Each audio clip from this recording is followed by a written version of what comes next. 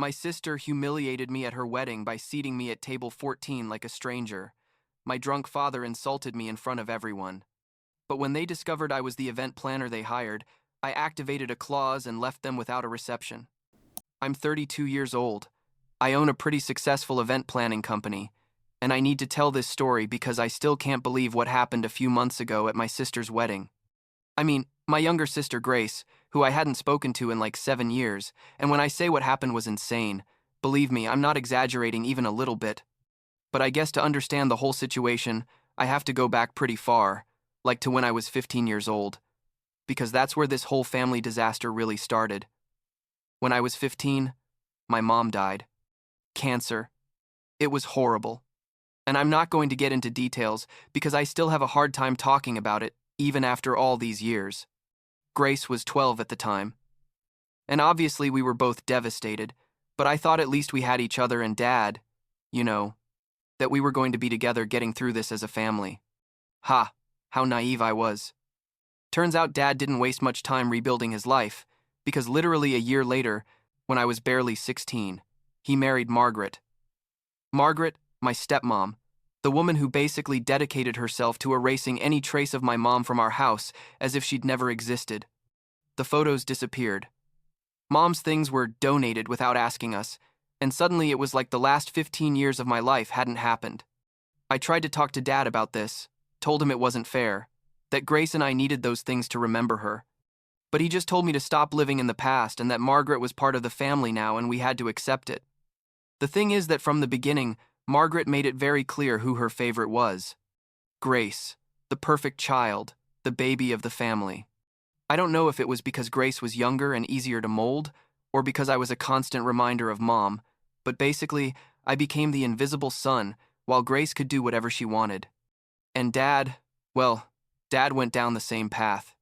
He started drinking more, like a lot more, and when he drank, he got verbal and aggressive, with me specifically.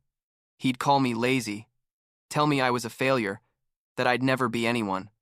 Looking back, I should have seen it coming when he started constantly comparing me to Grace, like, oh, Grace got all A's on her report card, but you have a B in math. What a shame. That kind of thing. When it came time to go to college, that's when things really exploded. I was like 18, almost 19, and I'd applied to several decent universities. They weren't Harvard or anything, but they were good schools, and I'd worked hard to have good grades, despite all the chaos at home. I went to Dad to talk about how we were going to handle expenses, scholarships and stuff, assuming he'd help me at least a little because that's what parents do, right? He sat me down and told me, very calmly, that he wasn't going to pay a single cent of my education. That if I wanted to go to college, it was my problem and my responsibility. I sat there thinking, is this really happening? I said, but Dad, you and Mom always said you'd help us with college, and he just laughed and said things had changed, that I was an adult now and needed to learn to fend for myself. The worst part, what really hurt me to the core, was finding out later that it wasn't that he didn't have money. Because when Grace had to go to college a few years later, oh, surprise, suddenly there was money to spare. They paid her entire tuition, bought her a new car, gave her a credit card with practically no limit, got her an apartment near campus. They told me to figure it out on my own, but they gave Grace everything on a silver platter. And when I asked Dad about this, about the obvious hypocrisy, he told me Grace was different, that she really appreciated what she had, that I'd always been ungrateful and selfish. Margaret was standing there with that little smile of hers, like, yeah, exactly, supporting every word Dad said. So that's what I did. I figured it out on my own. I worked 3 jobs while going to college, slept like 4 hours a night, lived on ramen and whatever was cheapest at the supermarket. It was horrible. Honestly, there were moments when I thought I wasn't going to make it, that I was going to have to give up everything. But something inside me refused to give them that satisfaction, you know what I mean? I didn't want Dad and Margaret to be able to say, oh look, we knew he couldn't do it alone. So I graduated, got into debt, up to my neck, with student loans. But I did it. During that time, I basically cut contact with them. Grace tried to call me a couple of times at first, but it was weird, like she didn't know what to talk to me about, and I was so busy surviving that eventually we stopped trying. After graduating, I started working in event planning, first for other companies, learning the business. Turns out, I was pretty good at this. Like, really good. I have an eye for details, I'm organized, and I can handle stress like nobody. After about 5 years, when I was, like 27, I put together all my savings, took out a loan that almost gave me a heart attack to sign, and opened my own event planning company. And it wasn't easy, obviously. The first 2 years were a constant struggle, but little by little things started to work out. I got good clients, built a solid reputation, hired a small but talented team. Emily, my operations manager, has been with me since almost the beginning, and she's basically the reason I haven't gone crazy with everything. So, anyway, fast forward to about 6 months ago. I'm in my office, reviewing proposals for a big corporate event, when an envelope arrives in the mail. I open it, and it's a wedding invitation. From Grace. My sister, who I haven't seen or talked to in 7 years, is inviting me to her wedding. There was a handwritten note that said something like, "Nathan, I know it's been a long time and things have been complicated, but you're my brother and I'd really like you to be there on my special day. I've missed. Thank you so much." And I'm not going to lie, that note got to me. Like I felt something moving in my chest that I hadn't felt in years. Part of me, the stupid hopeful part, thought that maybe this was an opportunity to reconnect, to be siblings again. But the other part of me, the part that had been rejected and humiliated for years, was like, I don't know if this is a good idea. I spent like a week thinking about it, talked to Emily about it because she knew my whole family history, and finally decided I was going to go. Not for Dad or for Margaret, but for Grace, because deep down, I still remembered her as my little sister, who used to follow me around the house when we were kids, before Mom died and everything went to hell. I responded that yes, I was going to go, and I even offered, because I'm an idiot apparently, to help with the event planning at a family discount price. It was my specialty after all, and I thought it would be a nice way to reconnect and show her I'd built something successful with my life. Grace responded a few days later saying, "Thanks.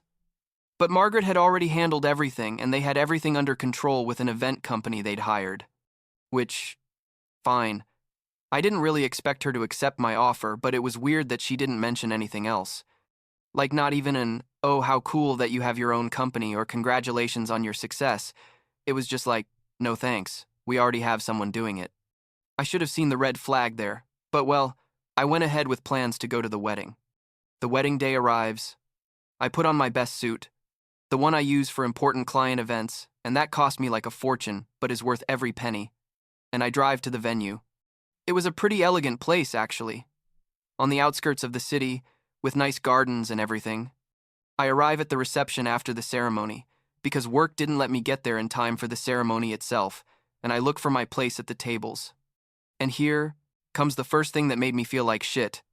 I'm at table 14. Table 14.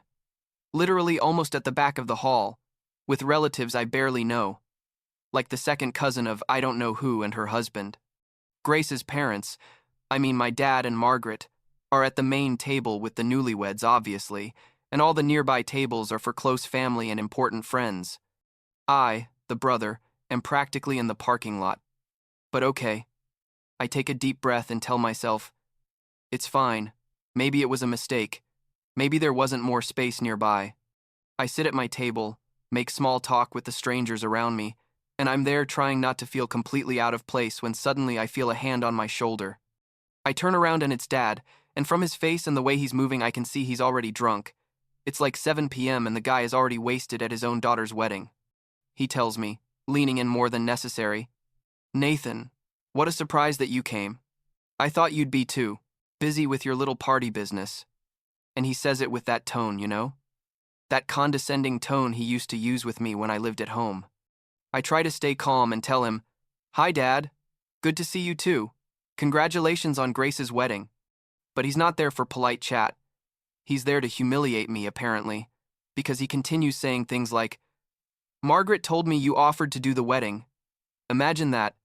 As if you knew anything about real events. This requires real professionals, not someone who organizes birthdays and baby showers." The people at my table are starting to look uncomfortable, and I can feel my face turning red. that mix of shame and anger rising up my throat. I tell him, "Dad, I think you should go back to your table." And he laughs and says, "You were always an embarrassment, Nathan. Always," and walks away stumbling. I sit there trying to process what just happened, trying to decide if I should just leave, when Margaret appears. Margaret with her, mother of the bride dress that probably cost more than 3 months of my rent, with that fake smile that never reaches her eyes. She leans in and tells me, loud enough for others to hear, "Nathan, honey, is that suit rented or is it yours? Because it looks a little, I don't know, cheap." And then she continues with, "It must be difficult for you to see all this, considering your little party business probably will never do events of this scale, but don't worry, I'm sure there's a market for small, simple parties." And that's when something in me clicked. I was looking at the decorations around the hall, the professional lighting, the elaborate centerpieces, and something seemed familiar to me. Very familiar. In fact, too familiar.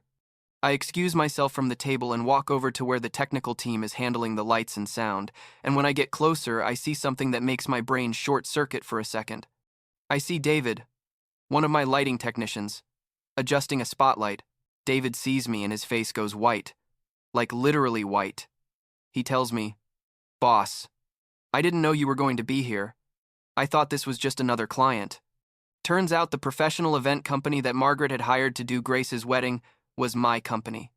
My own damn company. They'd booked under Grace's full name and her fiancé, Benjamin, I think his name is. And since Grace's last name was now different from mine, nobody in my office had made the connection. Emily had handled the contract directly with Margaret, who apparently never mentioned that the bride was my sister, and I'd been so busy with other events that I hadn't reviewed this specific one. The irony was so absurd, I almost laughed right there. Here was Margaret making fun of my children's party business, when literally everything I was seeing, the beautiful lights, the elegant decorations, the professional sound equipment, was my work, my company, my team. I tell David to wait there, walk back to where I left my jacket, take out my phone and call Emily. I explain the situation quickly, and she's silent for a few seconds before saying, "Oh God, Nathan, we had no idea. I'm so sorry." I ask her if we still have that clause in the contract, the one that allows us to terminate service if there's hostile or discriminatory behavior toward our staff, and she says yes, it's in all our standard contracts. I tell her, "Perfect, activate it. We're going to pack up and get out of here." Emily tries to convince me to think this through, tells me that yes, we have the legal right, but it's going to be a scandal, that my family is going to be furious. And I tell her, "I'm fed up, Emily. I've been fed up for years, and I'm not going to sit there while they humiliate me in public using my own work without even knowing it. We gave them professional service, we charged them full price without family discount because we didn't know it was family, and now I'm exercising my contractual right to terminate service, due to hostile and discriminatory behavior." She sighs and says, "Okay, boss, give me 20 minutes and I'll have the team ready to take down." I go back to the hall, approach Margaret, who's chatting with some people near the main table, and I tell her, very professional and calm, "Excuse me, Margaret. I need to talk to you for a second." She looks at me with that condescending expression and says, "What's wrong, Nathan? Do you need me to explain how a real wedding works?" And I smile at her, like the fakest smile I've ever put on in my life, and I tell her, "No, Margaret, I need to inform you that due to hostile and discriminatory behavior toward the staff of this company, specifically toward the owner who is me, we're invoking the immediate termination clause of the contract, and we're going to dismantle all the equipment in the next 30 minutes. Margaret's face went through like 5 different emotions in 2 seconds. Confusion, then understanding when she processed that I was the owner of the company, then shock, then panic, then pure anger. She starts saying, "Wait, what? You can't? This is your sister's wedding." And I tell her, "Yes, I can. It's in the contract you signed, Section 7.3. And I already called my lawyer to be prepared for any legal situation you want to initiate." She tries to grab my arm and I pull away. Tell her my team is going to work as discreetly as possible, but all our equipment, decorations, and lighting is leaving in the next half hour. That they can enjoy the basic venue they rented, but everything else is ours. By that point, Dad had arrived, still drunk, yelling, "What's going on here?" and I simply tell him, I'm terminating the service contract for hostile behavior. Have a nice night, and I start walking toward where my team is. Dad yells things at me. Like, you're an embarrassment. We always knew you were a failure. How dare you ruin your sister's wedding? But I keep walking. My team, incredible professionals that they are, started taking everything down in the most efficient and discreet way possible. They disconnected the lights, rolled up cables, packed decorations, all while the guests watched, confused, and the hall little by little was becoming more and more basic. Grace came running at some point, still in her wedding dress, crying and asking me what I was doing, that this was her special day. And for a second, just a second, I felt guilty. But then I remembered the 7 years without talking. I remembered being at table 14. I remembered Dad calling me an embarrassment, and Margaret making fun of my suit and my business, and that guilt evaporated. I told her, I'm sorry, Grace, but I'm not going to allow myself to be treated like this. They signed a contract and I'm terminating it under the established legal terms. Your husband has the copy if he wants to review it. She just stood there, crying, while Benjamin tried to calm her down. When everything was packed up, like 45 minutes later, the hall looked completely different. There were no longer those beautiful lights creating ambiance. There were no longer the elaborate centerpieces. There was no longer the professional sound system. It was just a hall with basic tables and chairs and an empty dance floor. I walked out to my car where Margaret was waiting for me, furious. And she shoved a paper into my hand, screaming that she was going to sue me, that she was going to ruin my business, that she was going to make sure I could never work in this city again. I very calmly told her to review the contract before making legal threats, gave her my lawyer's card in case she wanted to proceed with anything official, got in my car and left. The next few days were absolute chaos. Margaret sent me like 50 text messages and like 20 voicemails, all screaming and threatening. Dad also left several voicemails, calling me names I'm not even going to repeat here.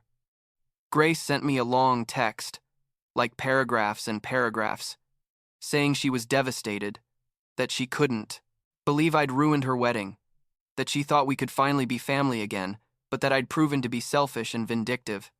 I didn't respond to any of the messages because honestly, what was there to say? They started this. I just terminated the contract under legal terms.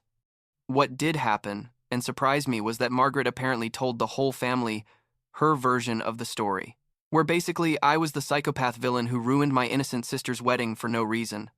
I started receiving messages from uncles, cousins, people I didn't even know had my number, telling me I was a horrible person.